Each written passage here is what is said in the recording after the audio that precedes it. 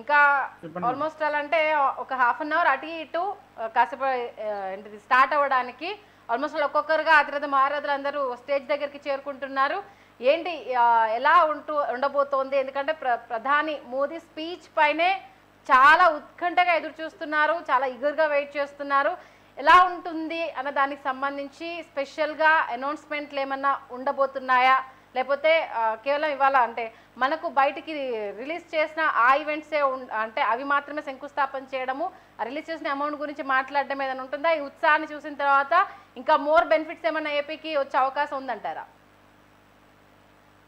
ఏదైతే ప్రధాని నరేంద్ర మోడీ అమరావతి పునర్నిర్మాణానికి సంబంధించినంత వరకు కూడా అమరావతి రైతులకి సంబంధించిన పండగగానే చెప్పుకోవచ్చు. మనం గ్యాలరీలో చూడొచ్చు, పూర్తిగా అమరావతి రైతులందరూ ఆనందోత్సాహాలకి అవధులు లేకుండా పోయినటువంటి పరిస్థితి. మరి ముఖ్యంగా రాష్ట్రంలో ఉన్నటువంటి ప్రజలందరూ కూడా అమరావతి శంకుస్థాపన పునర్నిర్మాణానికి సంబంధించినంత వరకు కూడా పూర్తిగా ఆనందోత్సాహాల మధ్య అమరావతిలో సభ అయితే ఇప్పటికే సభా వేదిక వద్ద జనాలు చంద్రంగా మారినటువంటి పరిస్థితి. ఆంధ్రప్రదేశ్ రాష్ట్రాల నుంచి వచ్చినటువంటి ప్రజలతో పూర్తిగా సభా వేదిక మొత్తం ప్యాక్ అయిపోయినటువంటి సిచ్యువేషన్ అయితే చూడొచ్చు.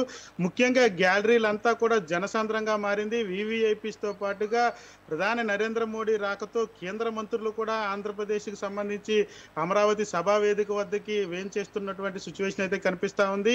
మరీ ముఖ్యంగా అమరావతికి సంబంధించినంత వరకు రాజధాని నిర్మాణంపై ప్రధానమంత్రి మోడీకి సంబంధించి సభను ఉద్దేశించి ఏదైతే ప్రసంగం ఉండబోతుందో ప్రసంగంలో ఎటువంటి వరాలు జల్లు ఉండబోతా ఉన్నాయనే దానిపైన ప్రధానంగా అందరూ కూడా వేచి చూస్తున్నటువంటి పరిస్థితి అయితే కనిపిస్తూ ఉంది. రాష్ట్రానికి సంబంధించినంత వరకు రాజధాని నిర్మాణానికి సంబంధించి ఇప్పటికే కేంద్ర ప్రభుత్వం నిధులు ఇచ్చినటువంటి పరిస్థితి ఉంది. అదేవిధంగా వెనకబడిన జిల్లాలైనటువంటి జిల్లాలకు సంబంధించినంత వరకు కేంద్రం ఏ వరాలు జల్లు కురిపించబోతా ఉంది.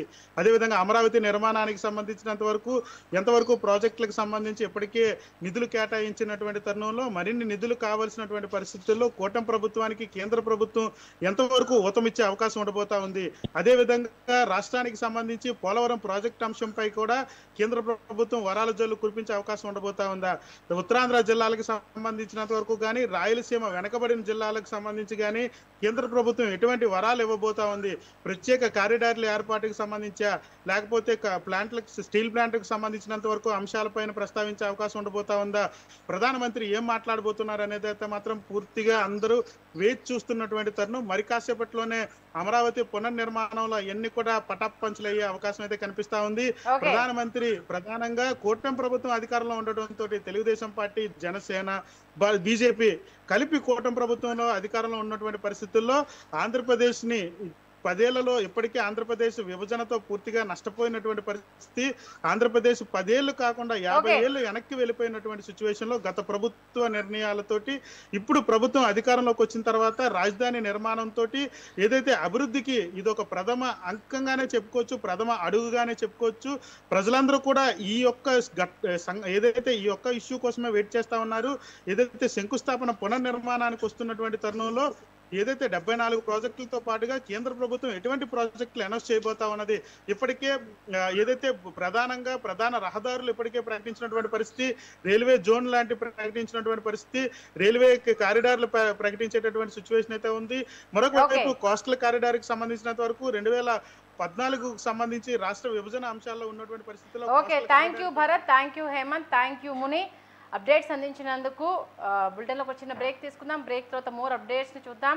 ఇవాళ రాజధాని రిలాంచ్కి సంబంధించే ఏ ప్రోగ్రాం లేదు, ఇదే ప్రోగ్రాం ఉంటుంది. ఎందుకంటే ప్రస్తుతం ప్రధాని రాబోతున్న నేపథ్యంలో నేషనల్ వైడ్గా కూడా ఏపీ రాజధాని అంశము అనేది హాట్ టాపిక్ అయింది. ముఖ్యంగా 2 తెలుగు రాష్ట్రాలు కూడా ఎంతో ఉత్కంఠగా ఈ అంశానికి సంబంధించి ఎదురు చూస్తున్నారు. కాసేపటి క్రితమే ప్రధాని మోదీ గన్నవరం ఎయిర్పోర్ట్కి రీచ్ అయినట్టుగా తెలుస్తోంది. అలాగే అటు ప్రధానికి స్వాగతం పలికేందుకు AP CM Chandrababu, deputy CM Pawan Kalyan Gannavaram ఎయిర్పోర్ట్కి చేరుకున్నారు. మరి కాసేపట్లో ఆయనను సాధారణంగా ఆహ్వానించేందుకు విమానం దగ్గర వెళ్ళబోతున్నారు.